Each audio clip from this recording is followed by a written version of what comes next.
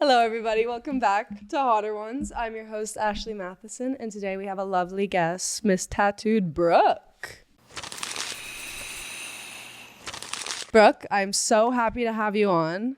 I'm so excited to be here. You are such a cool-looking person. I can't wait to pick that mind because I feel like you can't look that cool without having that cool of a personality. Oh, thank you. Getting right into it, give me a little introduction. How'd you get into the scene? Where are you from? All that fun stuff. Okay, where do I start? So I'm from Ohio. You know, I lived there my whole life. I started getting tattoos in Ohio. I've been getting tattoos for probably 5 years now. And then I moved from Ohio to San Diego. From Ohio to San Diego. That was probably 3 years ago. What made you move to San Diego? Change of scene? It was kind of like spur of the moment. My friend, she was like, "Oh, I'm moving to San Diego," and I was like, "What if I come with? What if I tag along?" Yeah, she's my best friend, and I was like, and she's like, "Okay, yeah, you can come with me," and that's the start of it. You know, we lived in a tiny apartment. We shared one room. Oh no! We had twin beds, like each on the floor. Oh gosh! We could.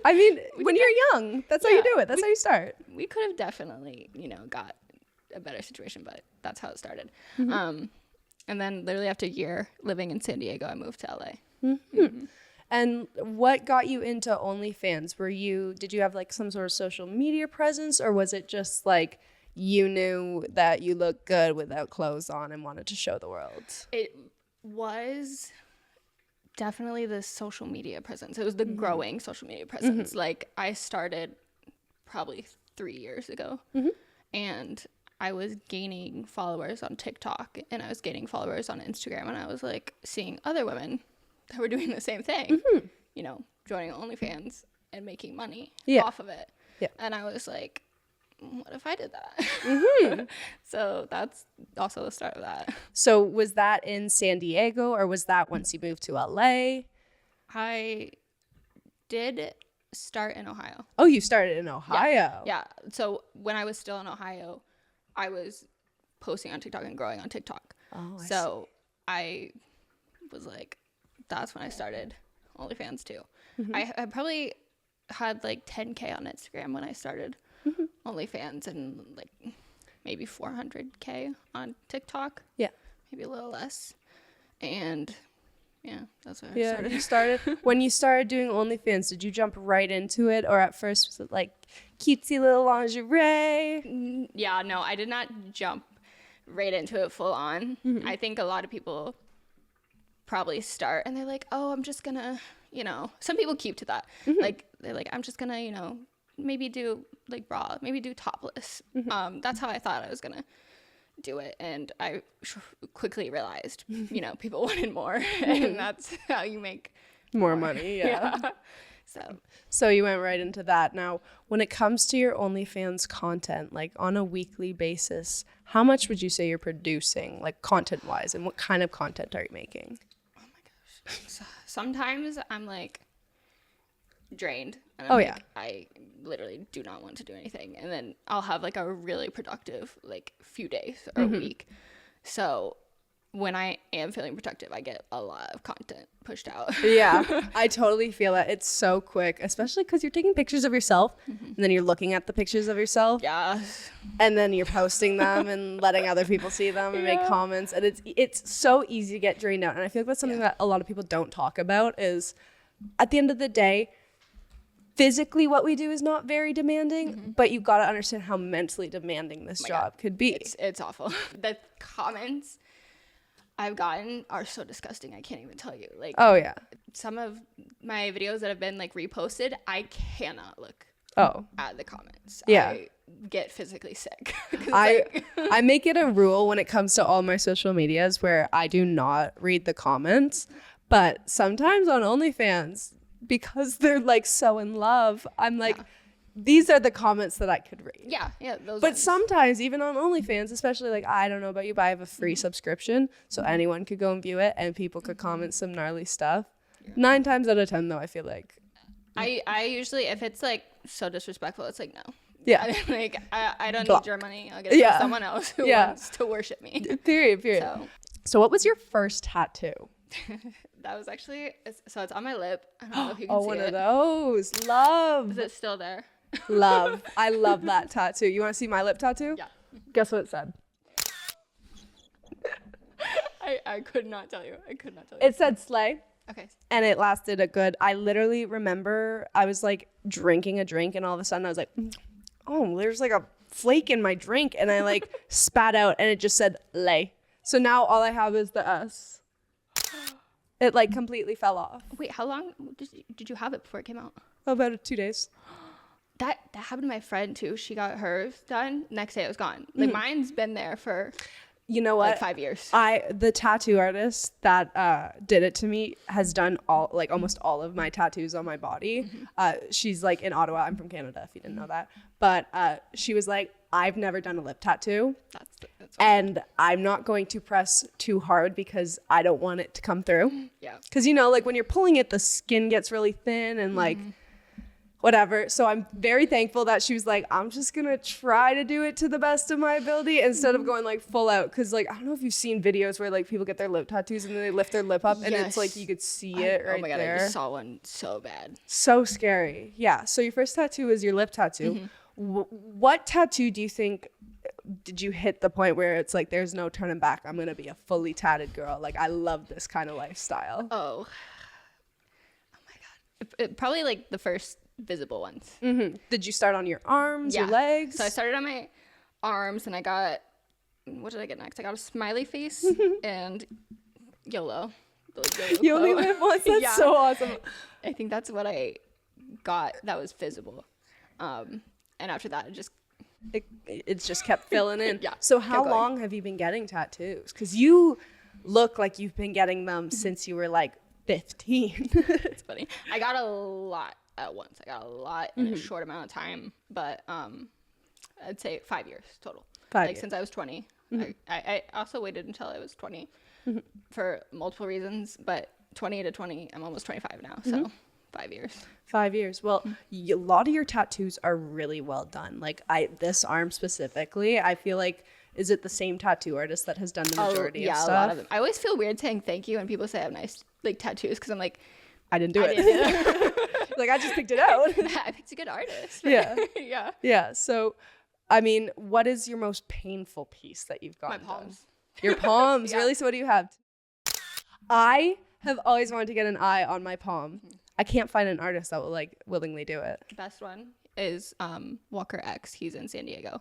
And he does like palms and blackouts. Like he specializes in this. Like this has lasted, I think I've had this maybe 2.5, 3 years now. That's crazy because I know a lot of people who get smaller things than that. And after a year or so, it looks like they've tried to get it lasered away. You know how it kind of like fades away the same way a laser would fade it away? I appreciate the palm tattoos because I know I got these little things. I don't even compare to you. I think I have like 60 tattoos, but I feel like all of my tattoos could probably fit into one of yours. It hurts so bad. I was just gonna say the tops of my hands when I got them done, it had my whole body shaking. Like my hair was shaking. It was so bad. Where's your like favorite spot to get a tattoo, or like something that you like that you see every day? Is it your arms? Probably, probably my arms. Or no, actually my neck. Your neck? Yeah. Your neck piece is really cool. Having my like whole neck tattooed, I don't know, just like gave me this confidence. Yeah. I feel like your tattoos and your energy, you embody like bad bitch, don't care. And you like come off appearance wise as intimidating, but like talking to you, you're like so sweet and gentle and quiet. And I feel like that's a lot of people that are like fully blasted with tattoos. You get this like kind of image in your head where you're like, oh, this person's got to be like hard and gnarly. I agree. And then you like talk to them and you're like, oh, they're just a sweetie. All right. So what tattoo holds the most meaning to you? I like get questions about this all the time. All the time. Like, what does this mean? 1971. It's on my stomach. And everyone's like, oh, you're not 50 years old. I'm like, yeah, no shit. Yeah, literally. It's both. My parents were born in 1971. So I have 1970 for both of my parents on my arm. It's so convenient It's that good they're like born the same Yeah. year. I was like, That's a really cool piece. I also have, for my sister, I have 1998. But like, do you have any tips for anybody that was like looking to get into the like tattooed lifestyle, or any like things they should know about getting tattooed? I have so many things to say about that. Like, Spill the ones. the first thing I would say is like, I have tattoos that say, this one says regrets, and I was like No, I don't have yeah. none of those, no regrets. Yeah. Even though it's spelled wrong. But I don't know. It's so easy to, as me, like to say, do what you want. Like some people are in different positions in life where they, you know, if they got tattoos, maybe they wouldn't be able to get a certain job. I don't know why that's still a thing. I'm not really sure. But 2023, come on. I was literally a nanny with my entire neck tattooed. So I don't know. And I'm sure the kids were probably like, oh my God, Yeah, that's they so love cool. my tattoos. Like, and that is a job where you're responsible for a child's life. So it's like, if I can get this job, why can't you get any other job without tattoos? But my biggest thing I would say is to just go for it. I feel like a lot of the times people are very quick and impulsive to get tattoos, and people are like, that's horrible. But I feel like the more tattoos you get, the less meaning they need to have. Like when I first started getting tattoos, and I don't know if this applies for you, but I was like, this tattoo needs to mean something to me. Yeah. You know what I mean? And by the time you're at your 20th tattoo, people are like, why'd you get it? And it's like, I liked it. I liked the way it looked. I wanted it on my body. And like, I feel like tattoos and tattoo artists especially, they're artists. It's not like you're just like slapping something that's corny looking, or like that's not well done. Like your tattoos are very well done. You're like a little picture book, but like it's on your body. It's super cool. Do you have any like super, super meaningful ones besides that? Like you have a lot of little ones and big ones. Other than that, I don't really have that many. Like I have mom. Where is it? On Right that here. arm. Right here. And, you know, that's not like super like meaningful, but it's my mom. I love my mom. How often do you forget about tattoos that you have? Pretty often. Like you're like looking on your arm and you're like, oh, Yeah. oh, I forgot I had that. Yeah, there's probably, especially on the back, like I have a whole back piece, and I'm like, Oh, you do have a Yeah. back piece. I just got my back tattooed like a week ago. I got 2 little swallows. Here, I'll show you. they're so cute. And then I got a bow in the middle, but we'll save that for the spicy part of this podcast show. Do you think that people like get the wrong idea about you because of your tattoos? Like, do you find it hard?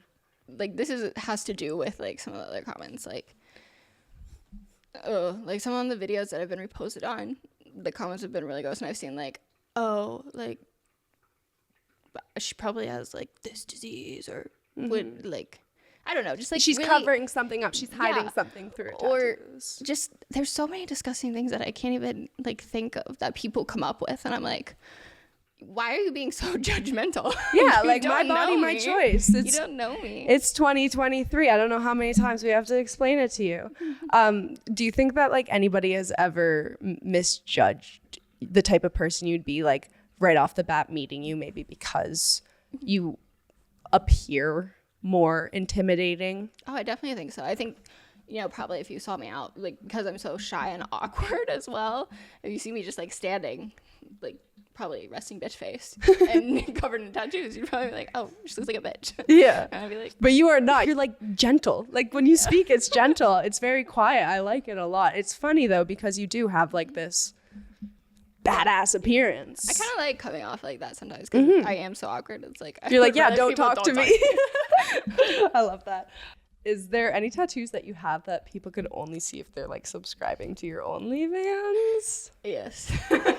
Do you care to describe them, or you want to save it for the imagination? I'll just say that they are here. Oh, how was that pain-wise? It's not bad. It's, Not I mean, bad. it's like, it stings. It stings, but it's Oh, tolerable. yeah. It's fine. If you want advice, I'd say probably start on your arms or maybe somewhere not visible. But arms are usually like the easiest. Just also pain wise. I just keep on looking at you, and I'm like, something's got to be like really sore, like your elbow. That was pretty sore too. Do you- There's some spot. There's like, I'd say top few spots. Like, Yeah. lower stomach was really painful. I got my vagina done. Yeah, lower stomach, palms, and knee. Yeah. My knee blasted. Do you find like sometimes when you're getting a tattoo in a specific spot, it like makes your muscles twitch? Yeah. Where like I so have some of my uncomfortable. ankles and literally the whole time my ankle's like this. Yeah. Has there ever been like any, like has an artist ever like messed up on one of your tattoos or No, like something thankfully. like that? Most of them say like, oh, like you sag right. Like all women have high pain tolerance. Yeah. I remember the first time I watched somebody get tattooed. It was like my college boyfriend. And he looked like he was giving birth. Like his face was red. He was getting like a piece on his arm and he had his like hand over his head and was like, this is so bad. And I had wanted to get a tattoo. So I was like, you know what? Like I'm going to get a tattoo. And I walked into it being like, this is about to be, you know, like the most painful hour of my life. It took 4 minutes for the tattoo to be done, which was so shocking to me. I mean, it was tiny. It was just a little 777 right there. But the pain, I was like, and I got it on my sternum, which is like a rough spot. Yeah. But I feel like I've gotten ribs, hips, like all the toughest spots. And it's never as bad as you think it's going to be. Yeah, that's it. Like another big thing is people ask me all the time, like, oh, like, how does it feel? How bad does it hurt? And I'm like, my pain tolerance is definitely probably going to be different than yours. So I don't know that I can accurately explain what it feels like. it sometimes, like, I'm not even kidding. When I was getting my like upper back pieces, there was a point where I was like, I think I could fall asleep. Yeah. If like, yeah, there's been times like that too. I'm like, have you ever fallen asleep during a tattoo? I probably definitely have. Like dozed off of it? Especially the longer ones, like my back pieces. What's the longest session you've ever had? I think it would probably be my back, like not even my whole back. Like I got my back pieces done at different times, but I got 2 big ones, 2 days in a row, like 8 hours. And then like 9 hours. Holy crap. Yeah. I'm like, I had one tattoo that I think took 4 hours. And the ones I had cover-ups on my ribs. And those obviously take a little bit longer. I remember being like, oh my God. When I woke up, I was like, ugh, I'm going to like pass out. I haven't ate. I haven't drank like any of that stuff. But 8 hours, 9 hours, that's a day. Yeah. Sometimes it's not even like the tattoo that's hurting anymore. It's like the position that you're sitting in is like worse. Oh, for me, I feel like the worst pain from a tattoo is at the very end when they're going over lines that they haven't touched for a while. Like, you know, they're cleaning stuff up at the end or adding in shading. And it's like the repetitive. Like, have you ever had like somebody like scratch the same spot on your body for way too long? And then all of a sudden you're like, oh, stop touching that. That is like the worst part for me. Oh my God. Like the alcohol. Every single tattoo artist, thank God, that I've had hasn't done this. But I remember watching my boyfriend at the time get a like brown paper towel, dry, rubbed over his tattoo. And I've never seen a face like that. Like he was like, ooh, so bad. Switching out a tattoo topic, getting back onto OnlyFans. How has doing OnlyFans kind of changed your perspective when it comes to your life? Like sex, money, all of this, new locations. Oh my God. It's a loaded question. Yeah. Give you lots of time. It's been amazing. The life that I've been able to have and build from it. The security kind of that I have. And like just everything about it. There's pros and there's cons to everything. Yeah. But the pros outweighs the cons. Yeah. Definitely. 100%.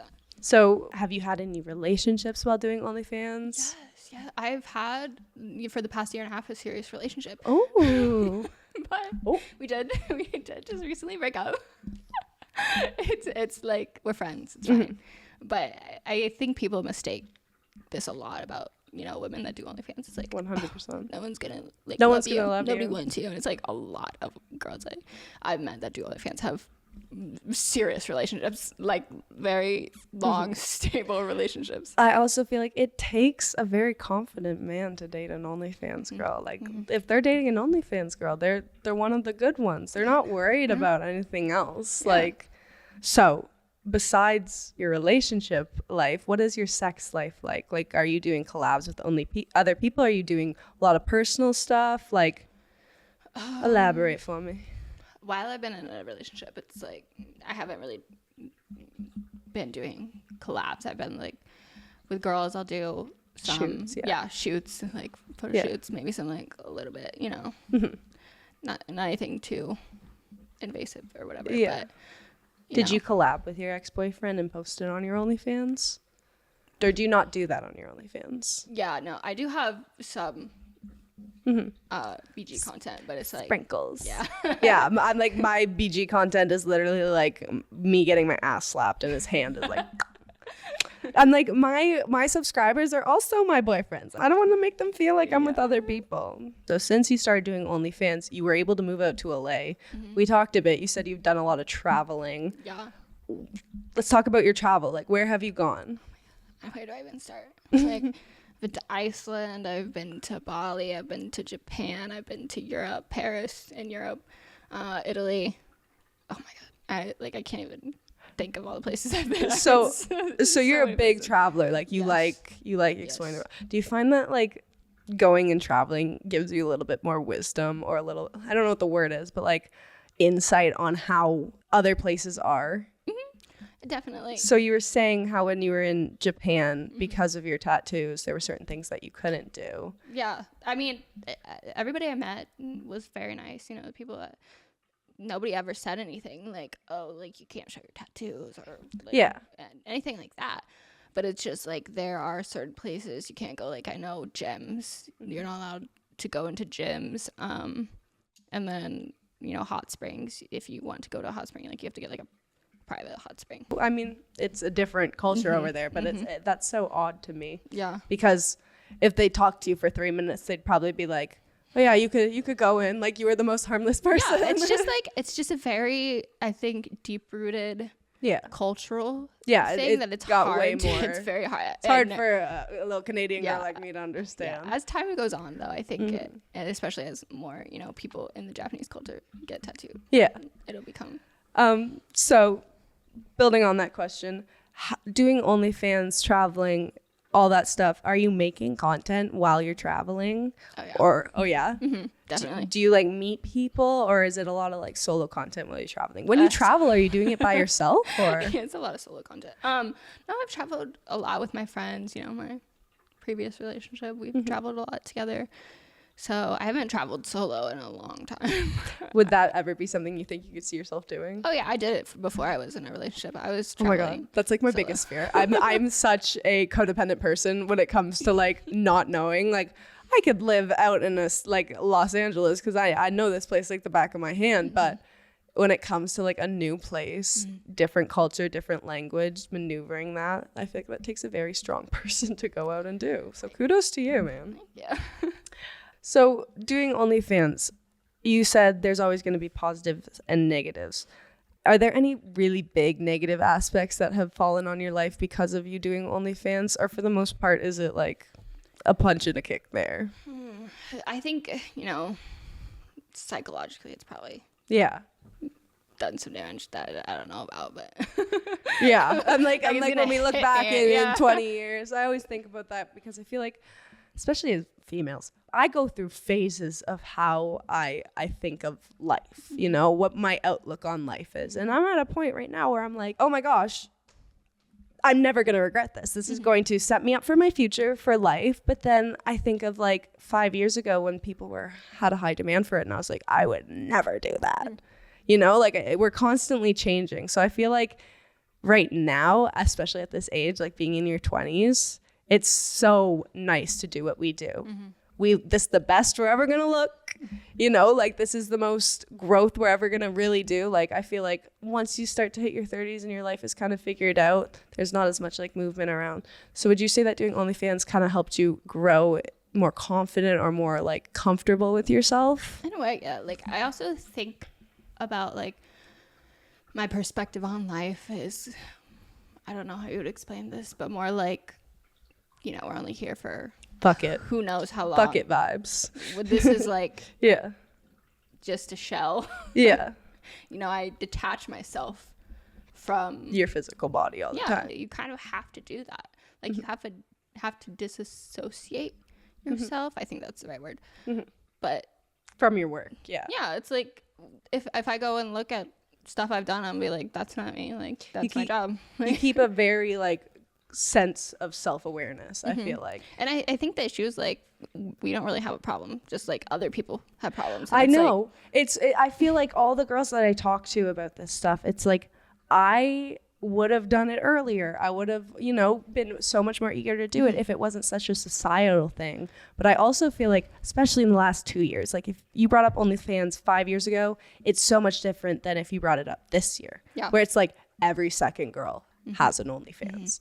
And like OnlyFans has turned into a platform where it's like, you don't need to just be posting like porn or you like doing whatever. Like, I don't know about your followers, but I feel like a lot of the time it's people who just want to communicate with somebody and like work lonely jobs, like truck drivers or like office jobs, or like don't have anybody else to rely on, or so we are able to like be that person for them. Like a girlfriend. Yeah, like I literally call them all my boyfriends. Yeah. They're literally all my boyfriends. Like I'm like, how's your day? Tell me about your day.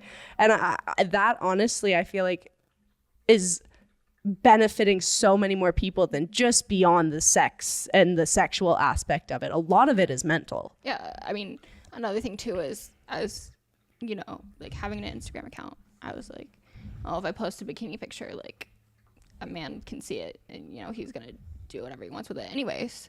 So yeah, why not profit off of it? You're gonna get sexualized at the end of every day. I'm gonna be sexualized no matter what. What kind of advice do you have to anybody who's trying to get into the OnlyFans scene?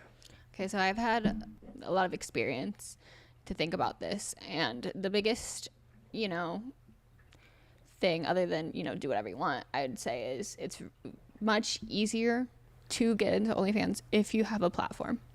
You know, a lot of women go into it, and men do too, but mainly women go into it thinking like, oh, like I'm gonna make money, and it's like you have to promote yourself. You have to be on all platforms. You have to be making content. Like you have to put your all into it to be making good money, and you kind of do have to have a platform if you want to be making higher. I 100% agree with that. When girls ask me, I always say it is a job. It is not as easy as the work is. At the end of the day, it's so much more than taking pictures of yourself and just posting it. It's a lot of it is learning how to monetize yourself, learning how to like gauge your audience and like get a new audience, all this stuff. So I honestly could not have said that better myself. Does that mean that if you don't have a platform, you can't start it? If that's something you want to do, do it. I would totally like, your body, your choice. Yes, do whatever you want with it. If you are looking for a career in it, I would always suggest starting somewhere else, getting your footing somewhere else, having that following move over to your OnlyFans, opposed to, you know, I'm going to say there's probably been like 3 or 4 girls who have just started on OnlyFans who have been able to make a name out of themselves. But most of the people that I know who do it and do it successfully did not just wake up one day and be like, I want to start an OnlyFans. It was like, I've been in social media for a while. I have a prominently male following. I'm very sexual on the app, or I'm very sexualized. I'm ready to move on to the next step. So yeah, could not have said that better myself. We are about to get into my favorite part of the podcast. I'm going to ask you some questions. This is the smash or pass section because I'm Smashedly, and you do not have to answer anything you don't want to. However, you will have to strip if you don't want to answer a question. Okay, I'm definitely ready. All right. We're going to start light. Mild is what I like to call it. Do you know what your body count is? I'm gonna pass on that one. Right on. Like, I didn't want to share mine either. Show the cute bra I'm wearing.